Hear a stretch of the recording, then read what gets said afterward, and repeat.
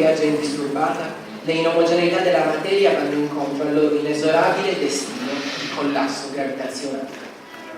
Laddove c'è un pochino più di materia, lo spazio-tempo viene curvato dalla gravità e attira a sé altra materia. Le zone più dense diventano sempre più dense, viceversa gli spazi vuoti sempre più vuoti. I filamenti azzurri che vedete rappresentano proprio la materia che sotto forma di gas si condensa in strutture sempre più massicce. Con l'aumentare della densità di queste nubi di gas aumenta anche la loro temperatura e quando il gas diventa abbastanza caldo si formano le galassie, si accendono le prime stelle, molto più grandi e massicce di quelle che osserviamo oggi e con vite molto più brevi. Sono passati circa 3 miliardi di anni dall'inizio della nostra storia e queste enormi stelle iniziano a morire con spettacolari esplosioni. Si raggiungono temperature elevatissime, metalli di ogni tipo vengono prodotti e sparati via a velocità altissime. Pensate che ognuna di queste esplosioni produce più energia di quella di un'intera galassia. E praticamente tutti i metalli presenti qui sulla Terra ci sono arrivati tramite esplosioni di questo tipo.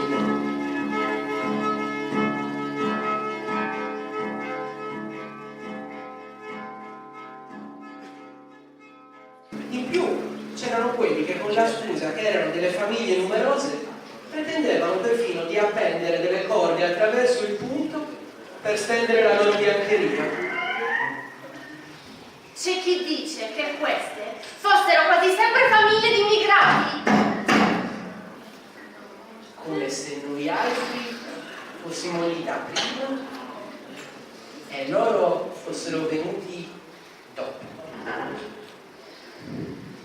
Ma dato che non esisteva né un prima, né un dopo, né un altrove da cui emigrare, è chiaro che questo fosse un pregiudizio senza fondamento. Forse è colpa della ristrettezza dell'ambiente.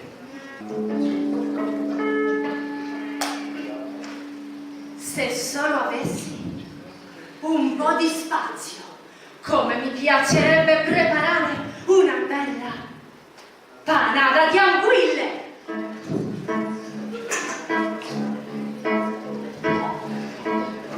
E in quel momento tutti cominciamo a pensare allo spazio che avrebbero occupato le tonde braccia di Mariuccia muovendosi avanti e indietro col mattarello sulla sfoglia di pasta.